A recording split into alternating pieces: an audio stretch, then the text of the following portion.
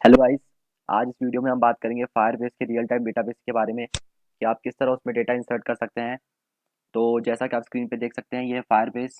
जैसे हमने last video में एंड्रॉयड प्रोजेक्ट से कनेक्ट किया था, तो इसको क्लिक करके ओपन कर लेते हैं और ये ओपन हो गया है। तो अब हमें डेटाबेस की ज़रूरत है, तो हम डेटाबेस पे क्लिक करेंगे और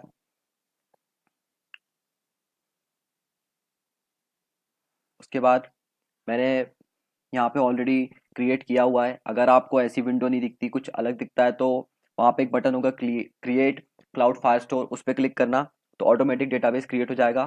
फिर ऊपर इस बटन पे क्लिक करके इसे रियल टाइम डेटाबेस में स्विच कर लेना, तो ऐसी विंडो ओपन हो जाएगी।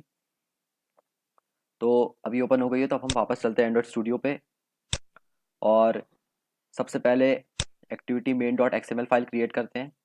तो कॉन्स्टेंट लेआउट को हम लीनियर लेआउट में चेंज कर देंगे।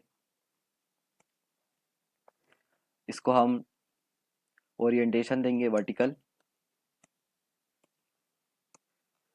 लेआउट ग्रेविटी सेंटर और ग्रेविटी सेंटर। इसके बाद हम एडिट टेक्स्ट का यूज़ करेंगे, जिसकी विड्थ होगी 200 dp, height 50 dp, hint name, input type होगा text person name, and last important चीज़ लेआउट मार्जिन बॉटम 5 dp। और इसको एक आईडी भी देना है, ईटी नेम। डन। अब इसको कॉपी कर लेते हैं and then paste, then paste. अब इसकी हम आईडी देंगे फ़ोन, हिंट देंगे फ़ोन,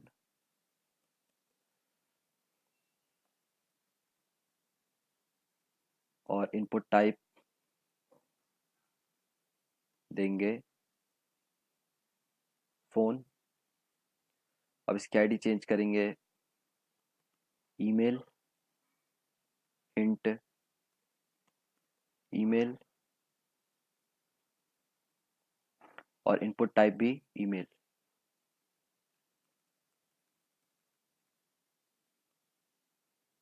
ईमेल एड्रेस। अब इसके बाद एक बटन डेटा सेंड करने के लिए, जिसकी रैप कंटेंट हाइट भी रैप कंटेंट,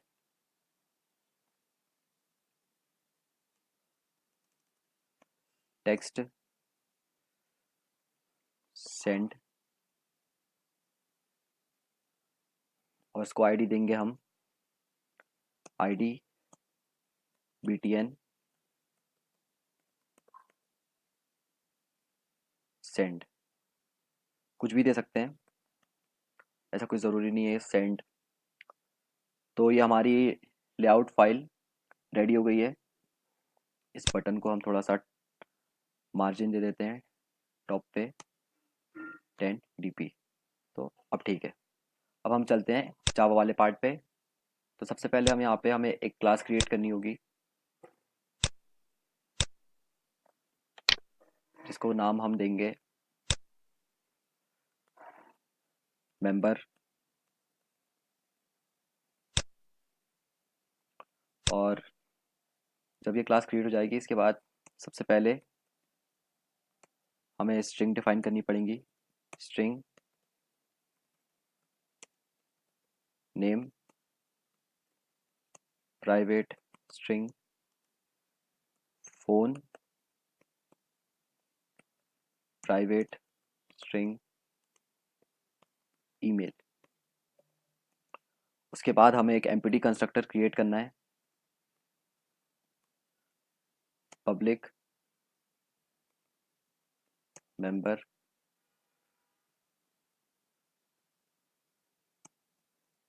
उसके बाद यहाँ पे हमें गेटर और सेटर मेथड्स क्रिएट करनी है। उसके लिए राइट क्लिक करके जनरेट पे जाके गेटर एंड सेटर मेथड्स इन सबको सिलेक्ट करके ओके। तो ये हमारी member dot Java file create हो गई। अब हमें यहाँ पे सबका वेरिएबल क्रिएट करना है। सबसे पहले Firebase database database reference REF। उसके बाद एडिट टेक्स्ट नेम फ़ोन और ईमेल।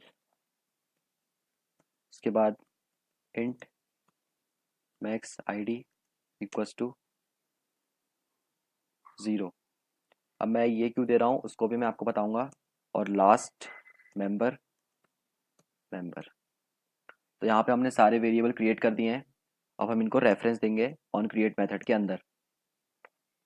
तो name equals to find view by ID r.id.et name. उसके बाद हम इसको कॉपी कर लेंगे।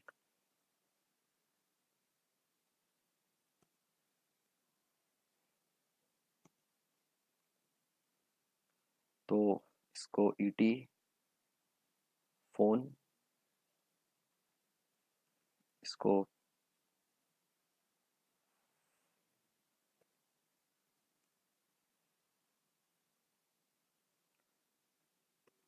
ईमेल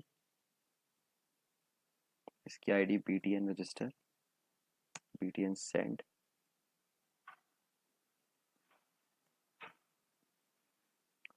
तो यहाँ पे बटन के लिए भी एक वेरिएबल डिक्लेयर कर देते हैं BTN। ये BTN डन। अब इसके बाद डेटाबेस का रेफरेंस देंगे हम।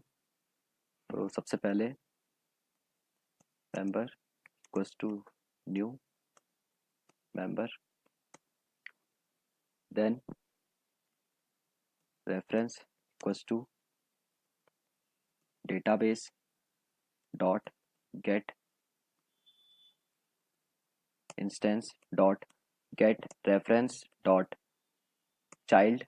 और चाइल्ड का नाम होगा यूज़र जिसके अंदर हमारा डेटा फीड होगा। अब इसके बाद हमको reference add on value listener का यूज़ करेंगे। जो भी तो जब भी डेटा हमारा सेंड होगा तो ये मेथड कॉल होगी reference dot add value event listener then new value event listener on data change. यहाँ पे हम इफ़ और एल्स स्टेटमेंट का यूज़ करेंगे।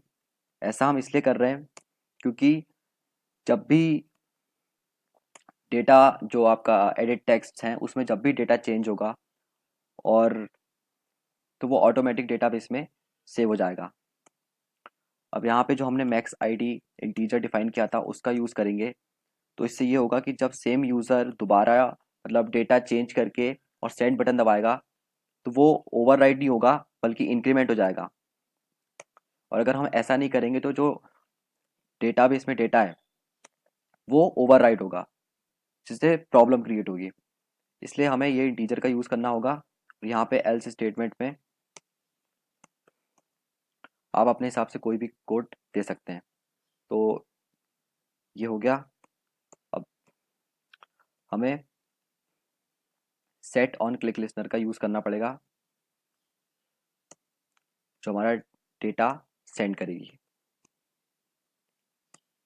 अब set on click listener method का तब कॉल होती है जब आपका बटन प्रेस होता है। तो यूज़र जब भी बटन दबाएगा तो ये मेथड इम्प्लीमेंट होगी और जो कोड्स इसके अंदर लिखे रहेंगे वो इम्प्लीमेंट हो जाएंगे। तो इसके अंदर हमें सिंपल मेंबर डॉट सेट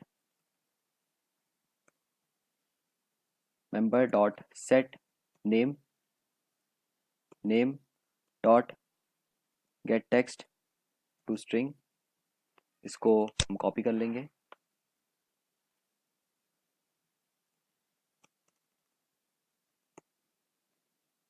और यहाँ पे इसको फ़ोन,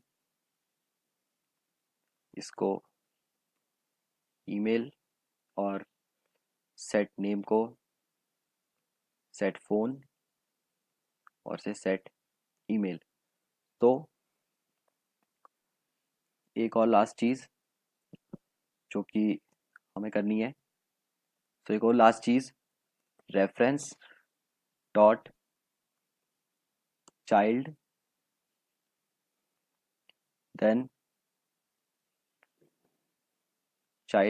स्ट्रिंग, उसके बाद हम टाइप करेंगे dot value of max ID plus 1। तो जैसा कि आप देख सकते हैं कि ऑटोमेटिक इंक्रीमेंट हो जाएगा, डॉट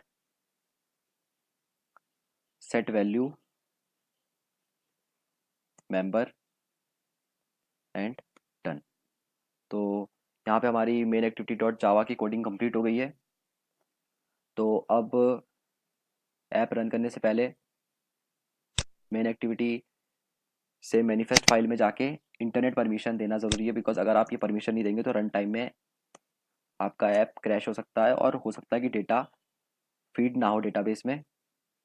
और एक और इम्पॉर्टेंट चीज़, लास्ट वीडियो में हमने जो ऐप कनेक्ट किया था तो उसमें जो फायरबेस डेटाबेस की जो डिपेंडेंसी है उसे 16.0.4 से 17.0.0 कर दें, ताकि रन टाइम में कोई प्रॉब्लम ना हो।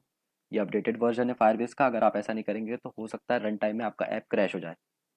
तो यहाँ हमने सिंक कर लिया है, अब इसको क्लोज कर देते हैं। तो गाइज हमारा कोडिंग वाला पार्ट कंप्लीट हो गया है और परमिशन भी दे दी है। तो अब हम इस प्रोजेक्ट को रन करते हैं अपने वर्चुअल डिवाइस में, जिसका नाम मैंने रखा है सैम। तो इसको सैम में रन करते हैं और इसको ओपन कर लेते हैं और एक्टिविटी लॉन्च हो गई है। तो अब हम चलते हैं डेटाबेस में और यहाँ पे हम टाइप करेंगे नाम, कुछ भी टाइप कर देते हैं, सैम फ़ोन 1 2 3 4 5 6 7 8 9 10, और ईमेल xyz@gmail.com।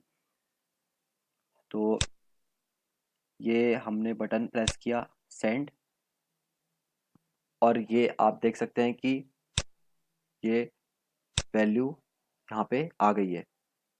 और अगर हम इसको वापस जाके और फिर से इनपुट देंगे, तो जो हमने इंटीजर डिफाइन किया था मैक्स आईडी, तो उसका यूज़ अब होगा। जैसे मैं फिर से डेटा चेंज करके, फॉर एग्जांपल मैंने राज लिख दिया और फ़ोन नंबर में कुछ भी डाल दिया और ईमेल में @gmail.com। तो जब मैं फिर से बटन दबाऊंगा तो ये देखो ये ऑटोमेटिक ऑटो इंक्रीमेंट हो गया। इसलिए मैंने वहाँ पे इंटीजर का यूज़ किया था। अगर आप लोग इंटीजर का यूज़ नहीं करोगे तो ये वैल्यू चाइल्ड की सिर्फ ये चेंज होगी, ये चेंज नहीं होगी, तो वो बार बार ओवरराइड होगी। इसलिए हमने एक्स वाई जेड मतलब बैक्स आईडी का यूज़ किया था इंटीजर का। सो वीडियो पसंद आई हो तो प्लीज़ लाइक करें, शेयर करें उन्हें जो प्रोग्रामिंग, एंड्रॉयड प्रोग्रामिंग पे काम कर रहे हो, और सब्सक्राइब करें बिकॉज फ्यूचर में मैं और भी इंटरेस्टिंग वीडियोस अपलोड करूंगा। तो नेक्स्ट वीडियो में हम बात करेंगे कि किस तरह आप इस डेटा को रिट्राइव कर सकते हो अपने ऐप में। तो थैंक्स फॉर वॉचिंग।